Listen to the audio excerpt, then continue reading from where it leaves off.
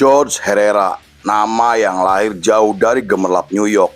Ia datang sebagai imigran, hidup keras di jalanan, dan menemukan pelarian di dalam musik punk. Dari bar kecil dan gigs bawah tanah, ia membangun The Casualties sampai menjadi ikon street punk dunia.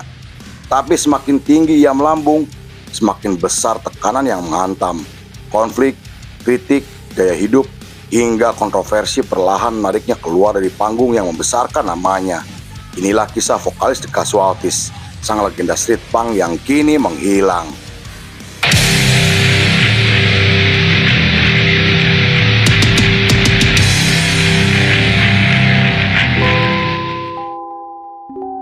George Herrera lahir di Quito, Ekuador, ibu kota tertinggi kedua di dunia setelah La Paz, Bolivia.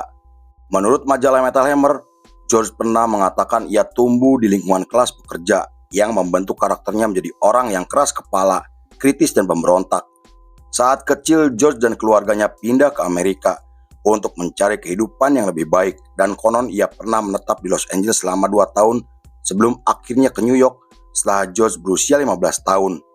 Pada tahun 1987, George memutuskan berhenti sekolah dan keluar dari rumah karena tidak ingin menjadi beban orang tuanya.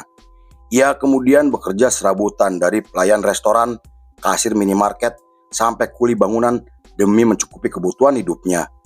Ia juga sempat menjadi kurir narkoboy demi mendapatkan uang, dan karena ia seorang imigran, ia selalu mendapatkan diskriminasi, hinaan, sampai direndahkan. Hal itu membuatnya sangat membenci orang yang berkuasa karena telah menyebabkan kemiskinan, kesenjangan sosial, dan ketidakadilan. Di periode tersebut, George mulai mengenal street punk untuk pertama kalinya setelah mendapatkan kaset beberapa band punk Inggris seperti Discharge, GBH, dan The Exploited. Ia kemudian berteman dengan Yuri Socker yang akhirnya menjadi sahabat baiknya, dan saat diwawancara, George mengatakan jika Hocker adalah orang pertama yang mengenalkan George kepada musik punk. Selain itu, Hocker adalah orang yang memberinya pemahaman arti di balik filosofi street punk hingga membuat George memilih punk sebagai jalan hidupnya. Baginya punk bukan sekedar musik, melainkan bentuk pemberontakan untuk melawan sistem, diskriminasi, dan rasisme yang ia benci. Punk telah menjadi suara bagi orang yang selama ini dibungkam hanya karena status dan latar belakang sosial.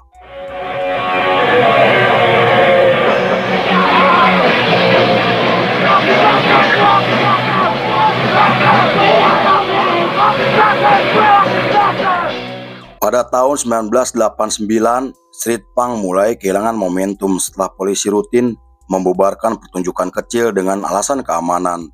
Di Los Angeles dan New York, punk selalu dikaitkan dengan aksi negatif hingga dianggap sebagai ancaman oleh pemerintahan. Kemudian setelah gerakan straight edge semakin membesar, gerakan tersebut memicu konflik akibat perbedaan ideologi, karena yang kita ketahui gerakan straight edge dikenal anti alkohol, rokok, narkoboy, dan seks bebas. Ideologi tersebut sangat bertentangan dengan gaya hidup street punk yang dikenal bebas, liar, dan kritis terhadap norma sosial.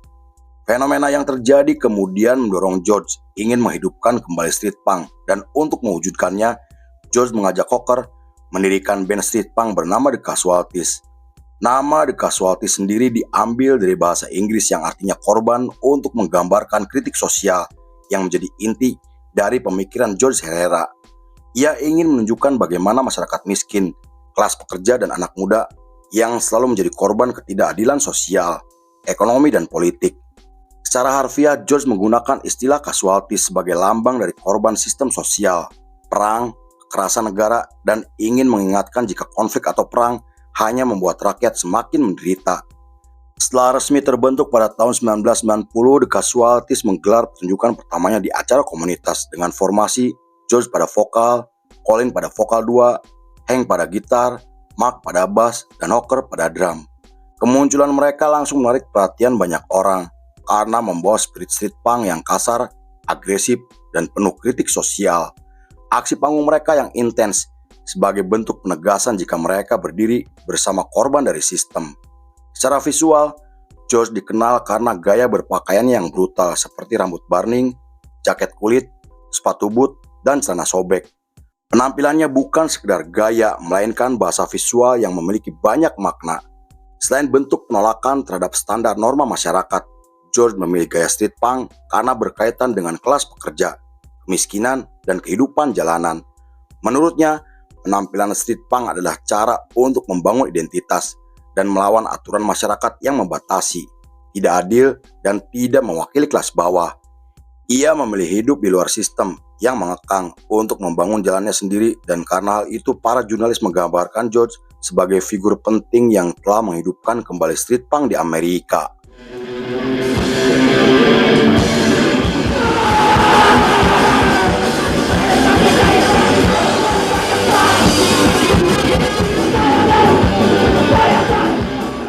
Pada tahun 1991, The Casualties merekam lagu pertamanya yang kemudian muncul di album kompilasi, dan lagu tersebut menggambarkan kemarahan terhadap polisi, pemerintahan, dan aturan negara yang menindas. George selalu menekankan bahwa punk adalah bentuk kebebasan, yaitu kebebasan berpikir, kebebasan penampilan, bebas menentukan jalan hidup, dan bebas menolak aturan yang tidak adil. Lagu tersebut kemudian menggemparkan skena punk di Amerika karena liriknya yang tajam, jujur, dan apa adanya. Namun setelah menggelar tur 2 kali pertunjukan, Hank Fisher memutuskan keluar dari band dan digantikan Fred Backus, teman lama George. Pada tahun 1992, The Casualties merilis EP pertamanya dengan menampilkan lagu yang membahas rasa frustasi, gaya hidup, dan anti-otoriter. EP tersebut menggambarkan di mana kaum miskin kota selalu mengkonsumsi alkohol untuk bertahan hidup di tengah tekanan sistem dan tekanan sosial. Meski tidak berhasil secara komersial, namun EP tersebut membuat nama mereka mulai dikenal oleh banyak orang hingga memiliki basis militan yang luar biasa. Tapi setelah itu, The Casualties harus kehilangan Colin dan Hawker yang memilih mengundurkan diri dari band pada tahun 1994. George kemudian merekrut drummer baru dan melanjutkan bandnya atas permintaan Hawker yang telah ia anggap seperti saudaranya sendiri. Dengan formasi tersebut, George mulai dikenal karena penampilan panggungnya yang sangat energik, dengan suara vokal yang serak dan agresif. The Casualties juga semakin konsisten dalam membahas isu global seperti anti-otoritarian, kehidupan jalanan, kritik sosial, dan konflik antara polisi dan demonstran. Tema tersebut kemudian muncul di EP kedua mereka yang resmi dirilis pada tahun 1995.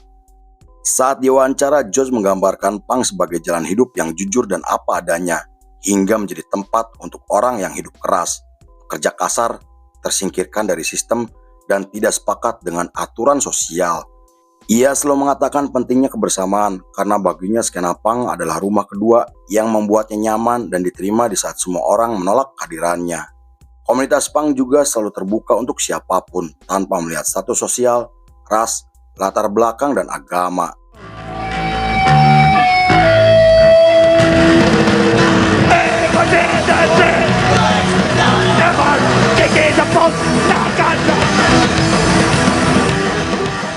Pada tahun 1996, The Casualties menggelar pertunjukan di festival musik tahunan dan menjadi band Amerika pertama yang tampil di festival tersebut. Aksi panggung mereka kemudian menarik perhatian label besar Amerika, di mana mereka mendapatkan tawaran kontrak dengan jumlah uang yang sangat besar. Saat itu George memilih menolak tawaran tersebut karena tidak ingin menjadi budak kapitalis dan tunduk pada standar industri. George sendiri percaya bahwa nilai dan estetika punk harus tetap dijaga, karena jika dijual demi keuntungan, punk akan kehilangan ruhnya yang telah dibangun selama bertahun-tahun. Sikap tersebut berakar dari ideologi anarko-punk, meski George sendiri tidak pernah menyebut dirinya sebagai seorang anarkis. Pada tahun 1997, The Casualties merilis album pertamanya dengan menampilkan beberapa lagu yang mengekspresikan kemarahan terhadap polisi, pemerintahan, dan struktur sosial yang menindas. Album tersebut diproduksi oleh label independen sebagai bentuk penghormatan kepada komunitas street punk yang keras kepala, militan, dan tetap bertahan. Judul di album tersebut adalah bentuk penolakan terhadap komersial dan ungkapan dari gerakan street punk Amerika yang semakin membesar. Menurut seorang jurnalis bernama Rob, album For the Punk lahir ketika skena punk mulai terpecah setelah dikomersilkan oleh band seperti Green Day, Rancid, dan The Offspring. Album tersebut muncul sebagai pengingat bahwa gerakan street punk yang kotor, keras, dan penuh cacian masih hidup meski tanpa bantuan label besar. Kemudian setelah menggelar tur dunia dan merilis album keduanya pada tahun 1998, The Casualties semakin disegani di skena punk Amerika dengan basis militannya yang tersebar di seluruh dunia. Pada tahun 2000, The Casualties semakin menunjukkan aksi panggungnya yang agresif, intens dan berbahaya. Pertunjukan mereka selalu diwarnai dengan aksi seperti moshing, pogo, sampai stage diving. Benturan antara penonton menciptakan atmosfer yang membentuk energi liar khas dari penampilan The Casualties. Setelah itu, The Casualties merilis album ketiganya dan EP terbarunya untuk menegaskan mereka sebagai band street punk paling berpengaruh di dunia.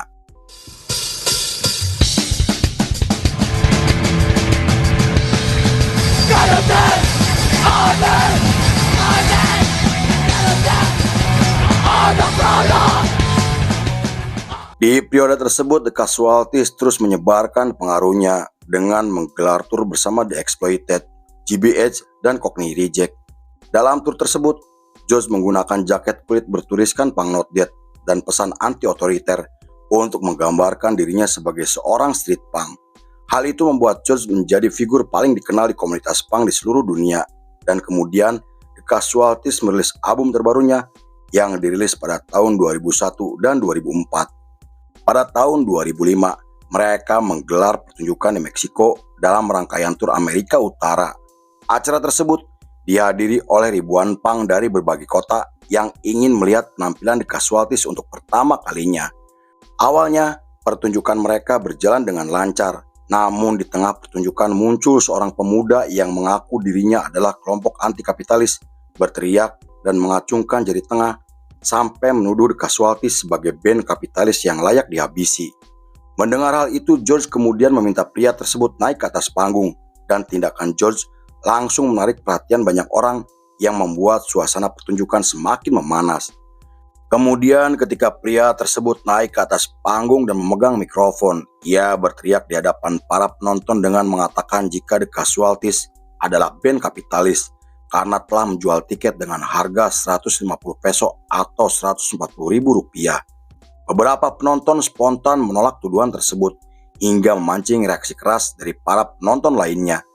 George kemudian mengambil alih mikrofon dengan mengatakan jika pria di sampingnya hanyalah seorang pengangguran yang tidak pernah pergi kemana-mana, sampai menegaskan dengan mengatakan bahwa di dunia yang nyata tidak ada yang gratis. Ia juga menambahkan bahwa tidak ada orang yang terlahir langsung menjadi punk, karena punk muncul dari kegelisahan dan ketidakadilan yang mereka rasakan.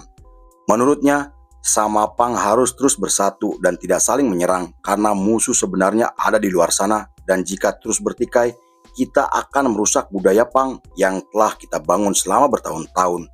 Pemuda tersebut kemudian membalas argumen George dengan berteriak jika George bukan seorang punk dan George adalah seorang kapitalis. Teriakan pemuda tersebut akhirnya tenggelam oleh sorakan para penonton, hingga George kemudian menutup perdebatan dengan satu kalimat, "Sekarang kalian mau apa? Musik atau terus berdebat soal siapa yang paling punk?"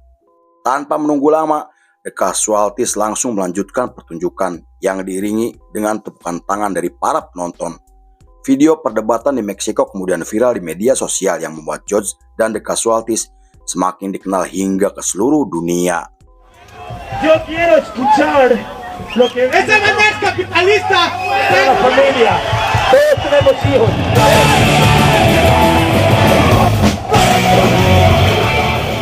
Pada tahun 2009, The Casualties menggelar tur Eropa bersama Hatebreed dan tampil di festival musik tahunan yang digelar di beberapa negara seperti Inggris, Jerman, dan Australia. Kemudian pada tahun 2011, mereka datang ke Indonesia untuk menggelar pertunjukan di Ancol, Jakarta, meski sempat tertunda karena masalah visa. Kehadiran The Casualties saat itu seakan mewakili kerinduan komunitas punk di Indonesia terhadap atmosfer band street punk yang telah lama menghilang. Tak hanya itu, The Casualties kemudian menggelar pertunjukan di festival punk terbesar di dunia, di mana mereka berbagi panggung dengan The Exploited untuk pertama kalinya. Beberapa bulan kemudian, George telah dikenal sebagai orang yang ramah, rendah hati, dan tidak sombong, meski telah memiliki nama besar. George juga dikenal sangat menghargai orang yang bekerja di balik layar, seperti kru, promotor, pihak keamanan, dan karena hal itu, beberapa orang menganggap George sebagai vokalis punk terbaik sepanjang masa dalam gerakan street punk di Amerika.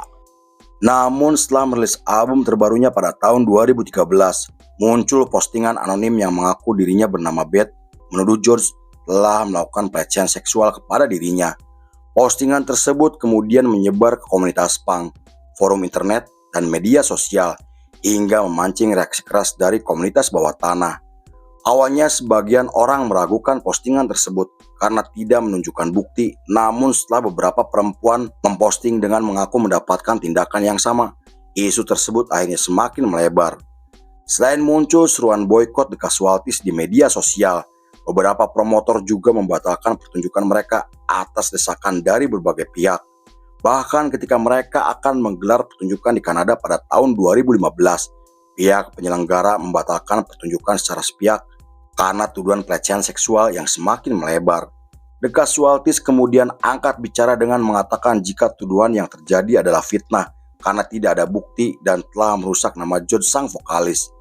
Menurut artikel yang dirilis media Amerika, tuduhan pelecehan tersebut adalah rumor yang sangat mengerikan karena telah menghancurkan nama seseorang tanpa bukti yang kuat. Pihak polisi juga tidak pernah mendapatkan laporan terkait masalah tersebut karena George sendiri tidak pernah ditangkap, divonis, atau diadili secara hukum.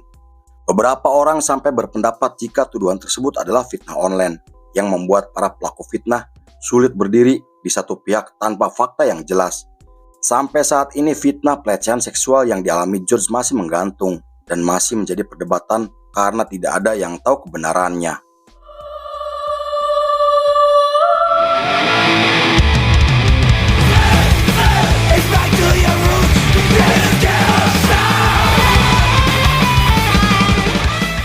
Pada tahun 2016, The Casualties merilis album terbarunya dan menjadi album terakhir mereka bersama George Herrera. Hal itu karena setelah menggelar tur Eropa, George memutuskan keluar dari band pada tahun 2017 dan kepergian George dari formasi membuat sebagian orang kecewa karena George adalah wajah dan identitas dari Casualties. Mereka menggambarkan kepergian George seperti akhir dari generasi street punk sampai menyebut era The Casualties telah berakhir. Bahkan ketika David Rodriguez dipilih menggantikan George sebagai vokalis, beberapa orang memilih tidak menghadiri acara tersebut karena tanpa George, The Casualties hanyalah band street punk biasa. Saat diwawancara, George mengatakan bahwa ia ingin beristirahat setelah menggelar pertunjukan selama 20 tahun bersama The Casualties. Ia ingin menjalani hidup seperti masyarakat pada umumnya dengan membeli rumah di pedesaan untuk menghabiskan masa tua bersama keluarga kecilnya. Terlepas dari isu terkait pelecehan seksual, namun George akan selalu dikenang sebagai figur penting yang telah menghidupkan street punk hingga dikenal ke seluruh dunia. Beberapa band punk dan hardcore modern sampai menyebut George sebagai inspirasi terbesarnya karena sikap, gaya, dan komitmen yang kuat terhadap kultur dan gaya hidup di jalanan. Lalu film pun selesai.